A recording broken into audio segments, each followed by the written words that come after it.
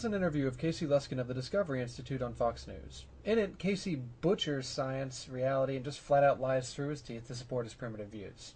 Now, please note that this is the same clown who felt himself qualified enough to critique a peer-reviewed publication about the evolution of the tetrapod arm without even knowing the names of the major bones of the arm.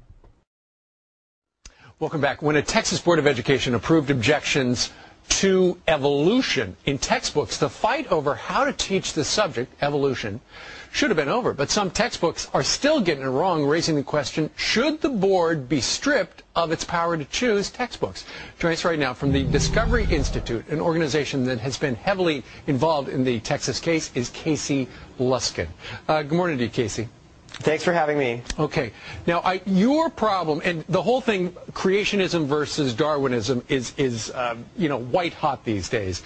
Your main problem with science books is that they take a one-sided look at evolution, right? That's exactly right. Unfortunately, the vast majority of biology textbooks today really censor from students any of the science that challenges Darwin. No, Luskin, the science doesn't challenge Darwin. You simply don't understand science and don't understand how factually inept your arguments are. For example, let's take a flat earther who stands up and says, yeah, well, if the earth is really round, then why don't all the Asian people fall off of the bottom? That's exactly what Luskin is doing.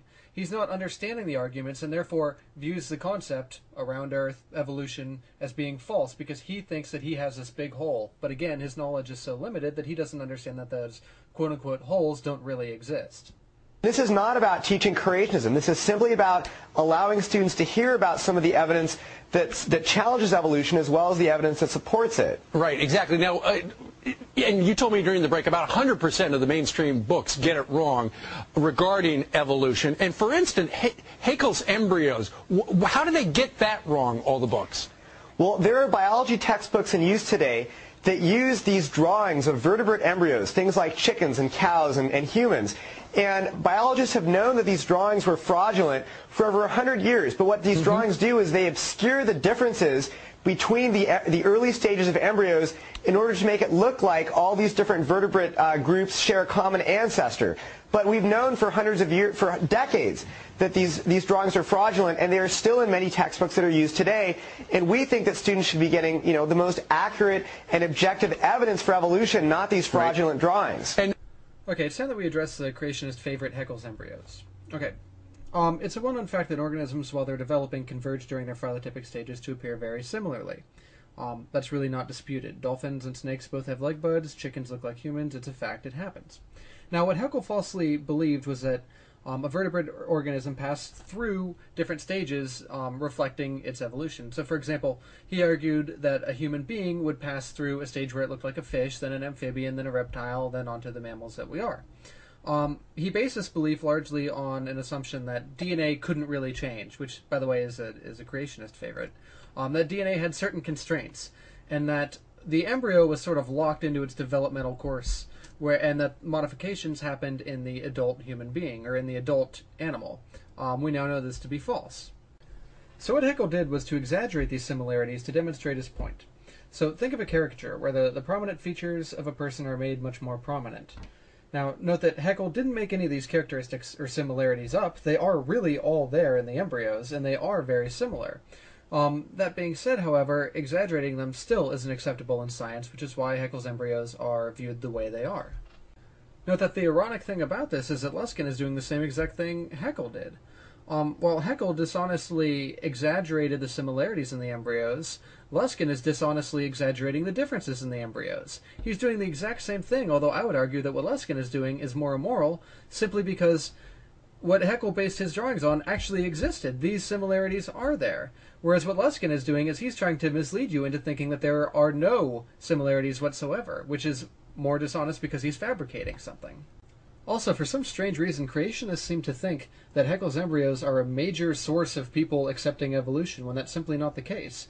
The similarities during development are nowhere near the strongest pieces of evidence supporting evolution, but instead they simply focus on this one thing because that's all that they can grasp at. It's actually kind of similar to people denying dinosaurs existed and finding one paleontologist who fabricated a dinosaur fossil so that he could get famous, and then they take that fossil and say, aha, this fossil is forged, all the books containing dinosaur fossils have it all wrong, it's completely wrong, dinosaurs never existed, we win. That's exactly what Luskin is doing, and that's exactly what creationists always do. Another example is Darwin's Tree of Life. I mean, that's what I learned back in the day, but there are holes all punched through that as well. As we learn more and more about the DNA evidence, we're finding that when you take one gene, it gives you one version of the Tree of Life, but when you use a different gene, it gives you an entirely different version of the Tree of Life. I'd like to quickly point out that the last bit was a blatant lie. This is something that's been remarkably well studied, and every major gene in every organism not subject to horizontal gene transfer adheres to and completely supports the Tree of Life. Now, everything from the molecules in your eye helping you see to even snake venom completely adheres to the Tree of Life and supports it. I'll touch more on this here in 1 second. I'll let Luskin finish. An article in the journal New Scientist recently said that the Tree of Life is being, quote, annihilated, unquote, by the new DNA evidence. And yet when we look at textbooks, they present the Tree of Life as if it's an unadulterated fact. Folks, this is a perfect example as to why exactly you cannot trust these people. What the article in New Scientist demonstrated was that there was much more horizontal gene transfer early on than what we thought. So what is horizontal gene transfer? Well, it basically happens when two organisms of different species swap genes with each other. This happens mostly in bacteria and lower-level organisms. It's actually one of the major problems with antibiotic resistance in the sense that we all have normal flora and bacteria in our intestinal tracts. Well, what happens when we take antibiotics is that we select for our normal flora that are resistant to those antibiotics because they have the resistant genes. Now what happens later on when we get a pathogenic infection is that those resistance genes from our normal flora can actually be passed to the pathogenic bacteria, causing them to become resistant to antibiotics too. So what Casey-Luskin is basically doing here is taking the example of New Scientist, which was that there's much more horizontal gene transfer in the lower Tree of Life than what we previously thought, and he's applying it to the entire tree, as if there's this murkying of the water between amphibians and reptiles and birds and mammals and things like that, which simply isn't the case. If anything, the article in New Scientist applied to the bottom 1/15th of the tree, where the remainder of the tree is perfectly intact. There is no horizontal gene transfer between larger organisms simply because that doesn't happen. Now, as far as why shouldn't that be included in the textbook, do you really think that it's appropriate to be telling a third grader, well, it's not really the Tree of Life, it's actually the web of life because there's much more horizontal gene transfer in far primitive organisms? No. Sorry, that's simply not appropriate. The Tree of Life is an appropriate description for the vast majority of the tree and for what's trying to be portrayed here. Luskin simply doesn't count on you being able to know that. So what it comes down to for you is 100%, near 100% of the textbooks get it wrong. You're not taking a side whether evolution is right or creationism right. You're just simply saying if the textbooks are going to be teaching evolution, get it right because everybody's getting it wrong. Well, we don't support the teaching of creationism, but we do support the teaching of good science. And the best science shows that there is a real scientific controversy over this. All right, Casey Luskin joining us from the Discovery Institute in Seattle. Casey, thank you very much. Thank you. There may be some sort of controversy in the land of dishonest troglodytes, but in the scientific community, there is no controversy, and there hasn't been for at least 100 years. Now, what gets me here the most is probably the hypocrisy. So, I mean, here we have a guy who's willing to go on the picture tube and tell lie after lie after lie and butcher science at the same time claiming to have the moral position and preserve science. I mean, even Holocaust deniers don't stoop to this level of hypocrisy.